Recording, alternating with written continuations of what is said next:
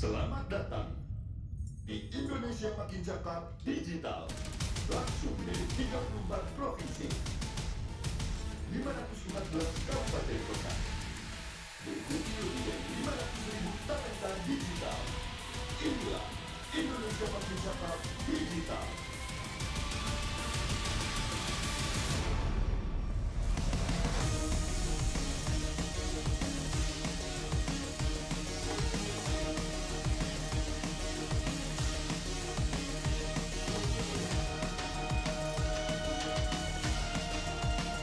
Saya luncurkan program literasi digital nasional hari ini.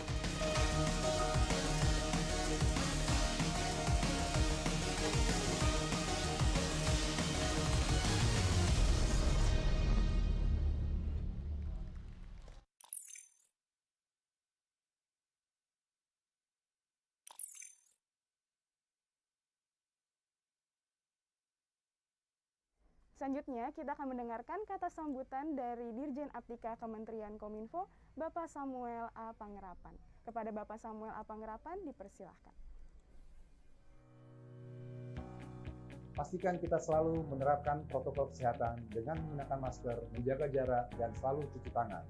Assalamualaikum warahmatullahi wabarakatuh. Salam sejahtera bagi kita semua. Om Swastiastu, Namo Buddhaya, salam kebajikan. Rekan-rekan yang saya hormati, puji syukur kita panjatkan kehadiran Tuhan Yang Maha Esa. Atas berkat dan rahmat-Nya, kita dapat berkumpul secara virtual dalam keadaan sehat di tengah situasi pandemi COVID-19. Semoga kita semua senantiasa dilimpahi dengan kesehatan dan damai sejahtera dalam upaya kita melawan pandemi COVID-19. Menjadi kebanggaan tersendiri bagi saya untuk membuka acara ini, di mana acara ini merupakan sebuah kegiatan yang diadakan oleh Kementerian Kominfo bekerjasama dengan Cyber Kreasi di bawah kerangka program literasi digital. Sebagaimana yang telah kita ketahui bersama, kehadiran pandemi dan pesatnya perkembangan teknologi telah mengubah cara kita. Demikian sambutan yang dapat saya sampaikan. Selamat mengikuti kegiatan, tetap semangat, dan salam literasi digital. Wassalamualaikum warahmatullahi wabarakatuh. Om Santi Santi Santi Om.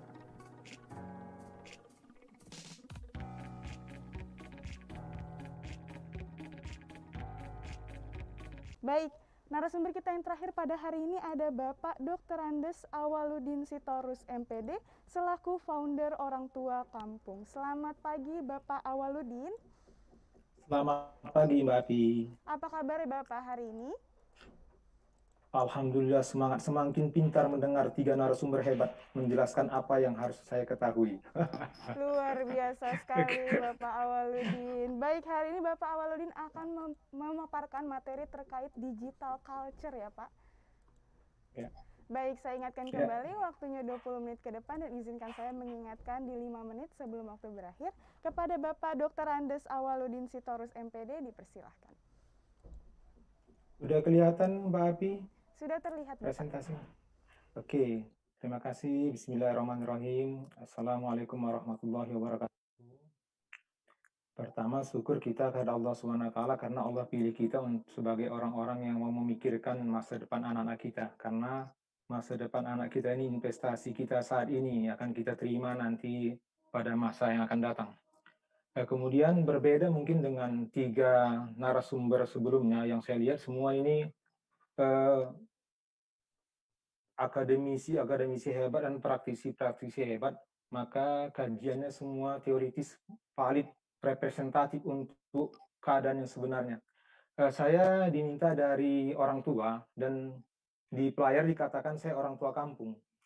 Jadi saya lebih kepada praktis, apa yang saya lihat di kehidupan nyata dan saksi hidupnya banyak di sini saya lihat pesertanya, Bu Juni Malis banyak.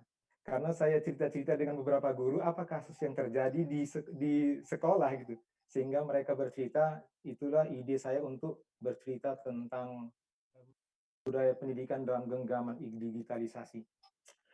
Para peserta yang saya hormati, sebelumnya saya sapa dulu tiga narasumber hebat ini, Mbak Femi, kemudian ada Guru Saragi, yang mengajarkan bahwa saya sebenarnya kelompok digital imigran saya sekarang, setelah saya lihat tadi. Kemudian ada Guru Tampu Bolon yang terakhir, langsung secara teoritis begitu mengesankannya penjelasannya. Oke, Bapak Ibu, pertama saya buat judul membangun budaya pendidikan dalam genggaman digitalisasi, Bapak Ibu. Karena saya sebenarnya adalah orang tua yang mulanya punya persepsi negatif dengan kemajuan teknologi ini. Saya pikir teknologi ini akan berbahaya untuk anak-anak gitu. Dan saya berpikir bagaimana pendidikan anak ini terselamatkan dari gangguan negatif teknologi ini. Maka saya buat judul genggaman. Ternyata lari dari situ. Sudah digenggam, kemana saja saya ada dia. Gitu. Sehingga saya berpikir anak saya tidak bisa saya lepas tanpa mensiasati era digital ini. Maka saya buat judulnya membangun budaya pendidikan dalam genggaman digitalisasi. Bapak Ibu, inilah kasus yang membuat mulanya saya punya persepsi negatif. Sesudah maraknya era digital ini, maka ada anak-anak yang hidup di dunia lain, Bapak Ibu. Dunia lain. Dia berada di dunianya, sementara orang tua di depan dia tidak pedulikan. Karena dunia lain ini banyak. Bapak Ibu, kita akan lihat robot-robot di jalan. Berjalan sambil megang gawai. Mak-mak masak megang gawai. Kemudian kita di jalan raya. Saya beberapa kali sampai istri saya merepet di sebelah itu. Karena yang saya klakson nggak minggir-minggir. Begitu mobil saya lewat, saya lihat dia memang megang HP dia. Ya, megang HP. Ini sesuatu yang berbahaya. Saya berpikir ini zombie-zombie akan ada di dunia akibat ini. Hidup di dunia alam. Kemudian pernikahan dini saya lihat Bapak Ibu, ternyata begitu melonjak. Dan saya cerita dengan guru, kemarin di SMK Negeri 4 Tanjung Balai kalau nggak salah saya. Dia ceritakan selama daring ini Pak, banyak siswa kami menikah katanya. Banyak menikah gitu. Kemudian dari pihak orang tua ada anak-anak kehilangan orang tua gitu. Di satu keluarga makan di satu tempat tetapi sibuk dengan gawai gitu. Anak-anak dibiarkan, anak heran ini. Kenapa begini gitu. Kemudian ada amfibi tahun tinggi ini Bapak Ibu tidak ada teori yang melandasinya, hanya pikiran saya saja, boleh nanti di amfibi tahun tinggi ini kalau amfibi Bu dia hidup di dunia alam, dia tukar-tukar dia. Sekali di darat, sekali di air gitu. Tapi kalau amfibi tahun tinggi, dia dua alam di satu tempat. Dia sedang berada di lingkungan kawan-kawannya untuk bersilaturahmi, tapi dia juga masing-masing punya dunia sendiri. Yang satu dengan kawannya kelompok SMP-nya, yang satu SMP-nya. Jadi setiap anak ini sebenarnya amfibi, hidup di dua alam dalam satu masa. Yang berikutnya adalah pembentukan karakter tanda tanya. Dengan orang-orang tua di kampung-kampung. Saya sebenarnya orang kampung, 150 km dari Medan. Dan di KTP saya, tempat tinggal saya sekarang sama dengan tempat lahir saya. Saya orang cinta kampung. Orang tua mengatakan, pembelajaran daring ini Pak, gimana pembentukan karakter? Orang tua temukan anak-anaknya karakternya makin rusak gitu. Ada anak mengurung diri di kamar, yang pintar juga mengurung diri di kamar, dia bekerja terus. Kalau disuruh nanti marah kan gitu, banyak kerjanya. Jadi ini permasalahan yang saya lihat. Tapi Bapak Ibu, akhirnya saya berpikir, ini curhat orang tua sebenarnya Bapak Ibu. Saya berpikir bahwa digitalisasi bukan pilihan yang dapat dielakkan. Artinya ini bukan saya tidak dihadapkan kepada dua pilihan. Apakah kamu ikut atau kamu tidak ikut? Tidak, saya tidak dihadapkan. Kalau saya dihadapkan, saya bilang tidak ikut. Ternyata ini bukan pilihan, tetapi keadaan yang harus disiasati. Jadi bukan pilihan. Jadi hentikan keluhan, Bapak Ibu, sebenarnya di rumah ini bermasalah. Sudah anaknya belajar stres, orang tuanya mengeluhkan ke daring ini di depan anak gitu. Setiap anaknya ngomong, orang tuanya bilang, itulah gini, kemana guru kamu? Tidak mengajar tapi bergaji. Jadi menambah stres anak Bapak Ibu. Dan tidak ada manfaatnya, saya pikir, caci maki terhadap guru atau caci maki terhadap keadaan, ini tidak berdampak baik sedikit pun kepada anak. Tapi malah berdampak buruk. Kalau kita sering lakukan, maka anak kita cenderung akan menjadi orang gagal. Karena dia pesimis dalam hidupnya. Maka Bapak Ibu, saya ingatkan bahwa kita tidak perlu menzahirkan keluhan kita di depan anak. Di depan anak senyum-senyum aja, tahan aja. Kalau mau nangis, pergi ke kamar, nangis sendiri di kamar kita, Bu. Nanti depan anak senyum. Kenapa? Karena anak sama stresnya dengan kita menghadapi situasi ini dalam pembelajaran. Kemudian Bapak Ibu, objektif dalam menilai, ambil tindakan nyata. Kita tidak perlu terlalu bermimpi yang muluk-muluk, tetapi kita tidak mengambil tindakan.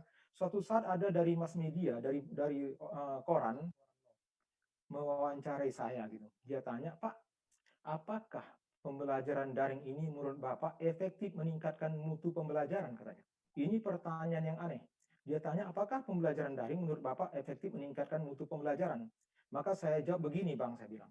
saya akan cerita sebuah analogi, karena ini kalau cerita daring ini bukan cerita mutu, tetapi ini keterpaksaan, pilihan yang tidak bisa dielakkan. Saya cerita begini, suatu negara sedang membangun hebat, tiba-tiba diserang negara lain. Maka diputuskan presiden bahwa dia harus memilih bergerilya, strategi gerilya melawan musuh gitu. Dalam strategi gerilya ini kan fokusnya bagaimana menyelamatkan negara dari serangan musuh, bukan bagaimana melihat pembangunan itu maju dengan pesat. Gitu. Jadi kalau ada wartawan mengatakan, Pak, apakah strategi gerilya ini efektif untuk membangun negara Bapak? Ini pertanyaan yang aneh. Karena saat ini bukan cerita pembangunan, tapi cerita tentang bagaimana menghadapi musuh. Jadi saya katakan abang itu bahwa negara tidak siap, mutu pendidikan ditingkatkan, tapi anak-anak pintar mati, saya bilang. Mohon maaf Bapak Ibu, saya kan dari orang tua kampung, jadi cakapnya tidak begitu diatur. Saya bilang tidak mungkin negara itu demi meningkatkan mutu pendidikan, membiarkan ini orang-orang pintar negara ini habis gitu. Jadi sesudah nanti kita pendidikan meningkat, tapi tidak ada orang pintar lagi gitu.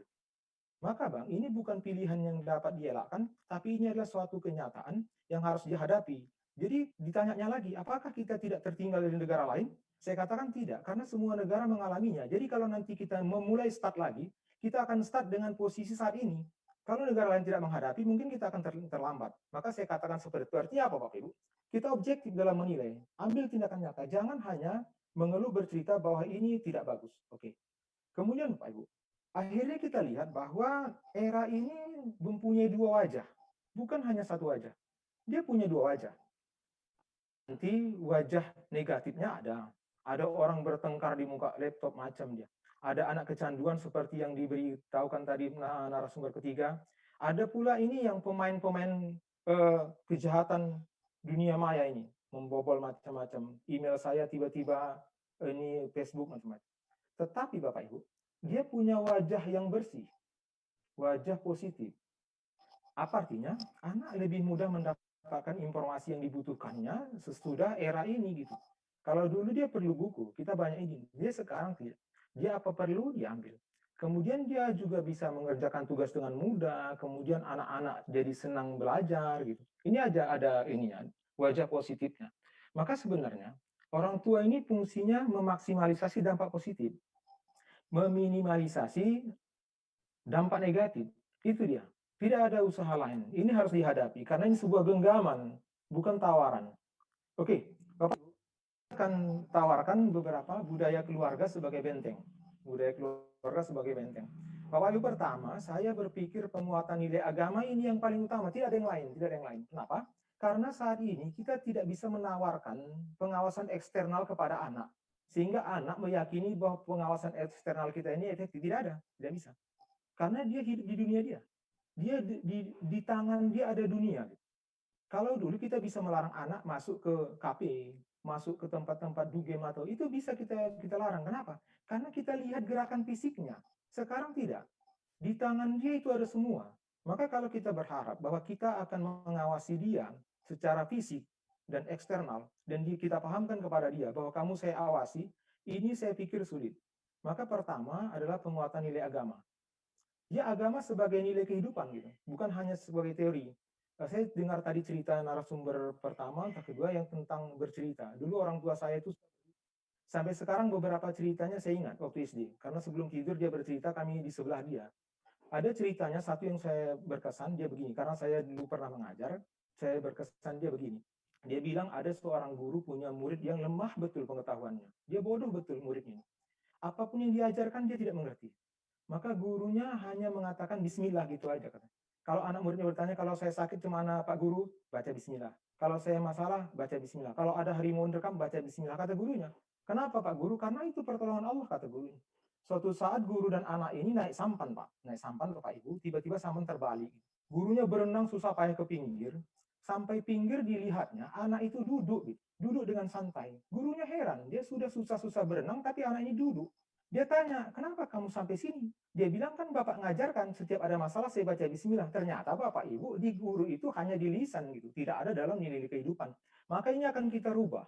Anak-anak kita bawa bahwa di agama itu bukan hanya sebuah teori-teori pembatas dari kebebasan, Bapak Ibu.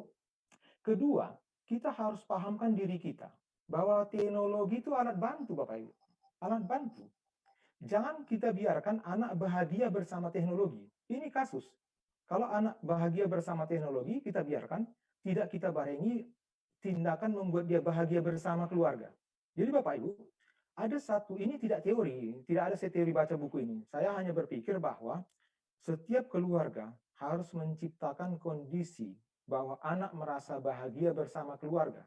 Sehingga dalam tahap akhir program ini, anak merasakan bahwa lebih enak dia bersama keluarga daripada bersama HP-nya, Android-nya. Ini enggak, Bu. Setiap kita panggil anak kita, dia sudah punya target. Akhirnya apa pula disuruh ini? Ini sebentar lagi kan mengerjakan ini. Jadi dia sedang kita panggil berbicara dengan kita, tapi dia sedang memikirkan kebahagiaan dia dengan nah, ini nggak boleh.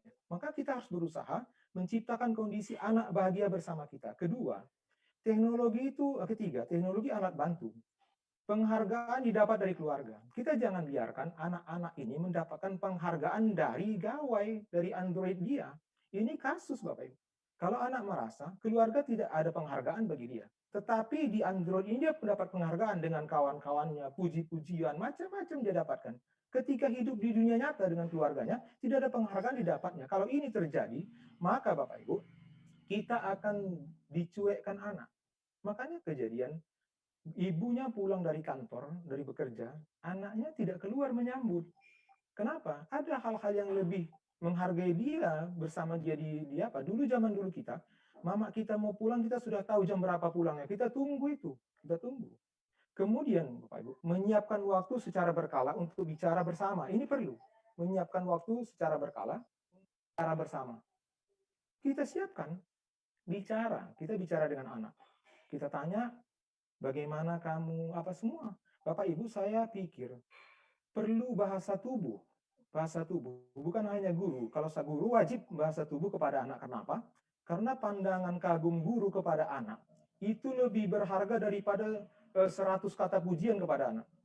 Gurunya, anaknya ngomong, gurunya kagum. Iya, nampak dia kagum, mangguk-mangguk matanya nampak kagum. Karena kita ini punya bahasa tubuh. Ini begitu bagus dia kepada pengaruhnya kepada anak. Maka Bapak Ibu, menyiapkan waktu secara berkala untuk bicara bersama. Oke.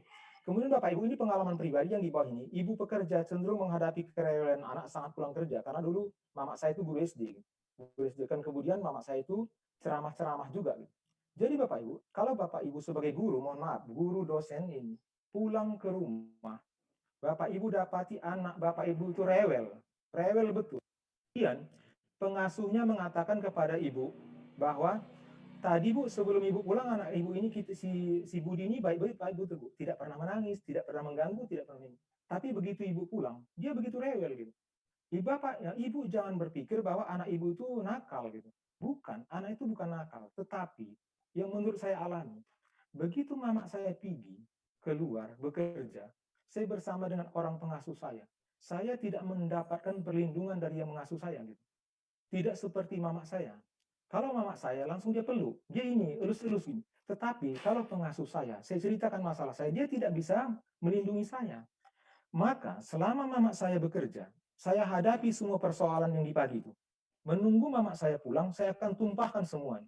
Maka begitu mama saya pulang, saya akan datang ke pelukan dia. Kenapa? Karena sudah setengah hari ini masalah saya hadapi, tidak bisa saya selesaikan, saya mau tumpahkan kepada dia. Kalau ibu sebagai guru, pulang-pulang bekerja, memandang dari sisi ibu. Begitu anak ibu manja-manja, ibu marahi, ini sebenarnya menganiaya diri, Bapak. Menganiaya anak. Karena apa? Sabarkan diri kita. Untuk jam pertama ini, anak akan menumpahkan semua penderitaan yang dihadapinya selama tidak adanya kita, agar ini selesai. Jangan biarkan. Jangan marahi. Apalagi ada orang tua ini, kepala anaknya ditudakkan ya gara-gara itu. Gara-gara anaknya manja. Karena dia sudah capek. Bapak Ibu, seperti itu. Saya juga begitu, karena kalau ada panitia mengundang orang tua saya untuk ceramah, saya akan menangis, saya membanting pintu macam-macam. Karena apa? Saya akan lihat, bayangkan hari Sabtu sore ke Minggu ini mama saya akan hilang, diambil dari saya. Tidak ada cerita malam. Maka saya harus buat masalah di sini biar panitia itu terganggu. Tapi mama saya tahu ini sebenarnya bukan karena kenakalan saya, jadi tidak ada hukuman untuk saya. Bapak Ibu, kemudian ada hal penting lagi yang perlu di rumah, membangun kemampuan berpikir tingkat tinggi di rumah. memilah, memilih, dan mengambil keputusan atas situasi tidak rutin, Bapak Ibu. Sebenarnya HOTS dan LOTS itu, HOTS itu diajarkan sebenarnya untuk anak-anak, bukan hanya di sekolah, tetapi juga di rumah. Apa tujuannya? Karena nanti di dunia nyata, anak akan banyak menghadapi permasalahan yang tidak rutin. Kalau di sekolah, anak selalu mengerjakan soal yang ada contoh soal. Tetapi dalam kehidupan nyata, anak akan dihadapkan sebuah persoalan yang tidak pernah ada contoh soalnya. Maka Bapak Ibu, ini harus kita bangun kemampuan berpikir tingkat tinggi bagi anak. Kemudian, anak harus punya kemampuan analisis yang bagus agar dia dapat memilah dan memilih. Dan harus mempunyai kemampuan evaluasi. Evaluasi itu bisa menilai, bisa membandingkan, itu evaluasi. Kalau dalam bahasa guru-gurunya dibilang C5. Kalau kita katakan dia evaluasi menilai. Kemudian anak juga harus punya kemampuan kreasi. Artinya apa? Tidak pernah didapatinya, dia berani, punya percaya diri mengambil suatu tindakan. Maka Bapak Ibu, ini kita ajar di rumah.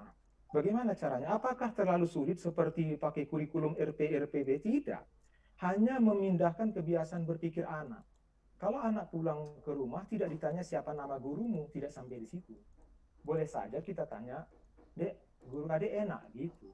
Pertanyaan mudah. Mohon maaf, Dek, guru Bapak adik. Awaludin. Ya. Mohon maaf, saya potong sebentar. Izin mengingatkan waktunya 5 menit lagi ya, Pak. Dipersilakan untuk dilanjutkan. Terima kasih. Terima kasih, Mbak Api. Kemudian kita tanya, enak gurumu. Kemudian dengan guru SMP adik tadi mana lebih enak? Maka dia sudah C5, mengevaluasi. Karena waktu kita tanya enak guru anak, adik, di kepala anak diputarnya video guru, dan satu lagi dia buat kriteria enak. Dia sedang menganalisis gitu. Kemudian mana lebih enak dengan guru adik SMP? Maka ada dua guru diputarnya video guru itu, kemudian di tengah dia punya kriteria enak.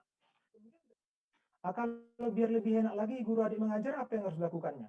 Maka dia sudah punya satu kriteria enak, kemudian ini video mengajar gurunya, dia tambahilah tindakan-tindakan gurunya yang bisa mencapai kriteria enak. Ini sudah C6. Jadi Bapak Ibu, kepada anak biasakan, ada situasi khusus tanya, ini, menurut adik apa yang harus dilakukan? Kalau anak bertanya, kita tanya, bagaimana? Ini perlu. Kenapa? Kita bangkitkan kemampuan dia untuk mengkreasi. Kemudian Bapak Ibu, yang terakhir adalah orang tua ini wajib memahami kegiatan anak. Nggak bisa lepas. Ini selama ini permasalahan pendidikan di era digital ini adalah orang tua tidak paham apa kegiatan anak di sekolah. Sehingga dia tingkat stresnya tinggi. Kemudian anak paham bahwa orang tua tidak memahami kerja dia. Makanya anak paham bahwa orang tua tidak bisa mengevaluasi dia gitu. Karena orang tua tidak tahu gitu. Jadi Bapak Ibu, memahami kegiatan anak dalam pembelajaran apa sebenarnya. Saya boleh periksa, bahkan guru sendiri nanti tidak paham sebenarnya apa langkah-langkah pembelajaran anak dia di sekolah kalau dia tidak tingkatan sekolah dia. Kemudian, dan memastikan agar anak mengetahui bahwa orang tua memahami kegiatannya. Jadi ada dua, Pak. Orang tua memahami kegiatan anak mengetahui bahwa orang tua paham gitu. Jadi kan jelas gitu. Bapak Ibu, ini sudah ada aturan dari pemerintah, Surat Edaran tentang Pedoman Pembelajaran nomor 15 tahun 2020. Kemudian di bab 1 bagian B, poin 7 dikatakan mengedepankan pola interaksi dan komunikasi yang positif antara guru dengan orang tua wali. Bapak Ibu, saya boleh tantang ini, apakah sudah terjadi? Apakah pihak sekolah sudah memfasilitasi orang tua untuk memahami ini? Apakah sudah ada interaksi dan komunikasi yang positif? Ini pertanyaan gitu. Dan di permen ini dikatakan bahwa kewajiban sekolah seminggu sekali mengadakan program pengasuhan. Oke Bapak Ibu, ini ada media pembelajaran daring yang disiapkan pemerintah. Bapak Ibu, kita bisa lihat sama anak kita. Udah lihat ini, ini. Kemudian kegiatan orang tua ada Bapak Ibu, di situ dikatakan pra pembelajaran apa kegiatan orang tua. Dikasih tahu Pak. Begini gitu. Kemudian saat pembelajaran apa? Kalau virtual dia bagaimana? Kalau LMS bagaimana? Bapak Ibu, dengan pemahaman orang tua terhadap kegiatan ini dan mendiskusikan dengan anak, ini sebuah penghargaan bagi anak. Dan potensi anak untuk menyimpang dari kegiatan itu dia semakin kecil. Kenapa? Dia paham orang tuanya tahu ini dan orang tuanya menghargai kerja anak ini gitu. Sehingga orang tua melakukannya. Saat pembelajaran ada Bapak Ibu tertulis. Kemudian juga usai pembelajaran. Orang tua wali itu harus memastikan peserta didik mengisi lembar aktivitas. Tanya, Nang gitu, atau orang Batak gitu ya, Nang, udah diisi tuh udah begini, jadi dia anak-anak itu merasa dihargai gitu, dan beri respon positif dia dengan apa yang dilakukan. Orang tua Ali mengumpulkan portofolio lembar aktivitas, kemudian tua cara aktif berdiskusi dulu. Bapak Ibu, ini saya pikir tidak bisa kita harapkan dari orang tua, karena di sini banyak guru. Mohonlah guru memfasilitasi ruang diskusi orang tua dengan anak, bukan hanya dia per kasus. Kita selama ini kan per kasus. Tidak, ini berkala. Buat Buat bimbingan berkala dengan kurikulum. Hari ini kita sampaikan ini, sampai kita full menyampaikan apa yang harus diketahui orang tua dari pihak sekolah. Tidak hanya udah Pak, yang bandel itu gue datangi Pak, gini ya, bukan seperti itu. Ini kan kasus terjadi, kita mau preventif dia, bukan dia mengobati. Kemudian kita harus memahami apa kegiatan peserta didik. Kita pahami Bapak Ibu, kita lihat aja di situ. Di surat edaran itu apa saja kegiatan peserta didik, dan kita sekali-sekali harus menanyakan poin-poin tertentu dari kegiatan anak ini. Misalnya kamu belajar apa nanti? Fisika, tatap muka virtual. Adik sudah lihat ini, nah gitu. Poin-poin ini kita tanya sama anak kita sehingga anak kita mengetahui bahwa kita paham tentang kerja ini. Bapak Ibu, saya pikir itu yang bisa saya sampaikan dari mewakili orang tua. Di situ dikatakan orang tua kampung. Saya berpikir inilah yang penting kita lakukan sebagai orang tua dalam menghantar anak kita untuk sukses melalui genggaman digitalisasi saat ini. Terima kasih Mbak Api, saya kembalikan. Assalamualaikum warahmatullahi wabarakatuh. Waalaikumsalam warahmatullahi wabarakatuh. Terima kasih Bapak Awaludin atas pemaparan yang luar biasa sekali. Ini memang penting sekali ya mengenai pendidikan, bahwa memang orang tua ini adalah pendidikan yang didapatkan anak untuk pertama kalinya gitu ya Pak ya.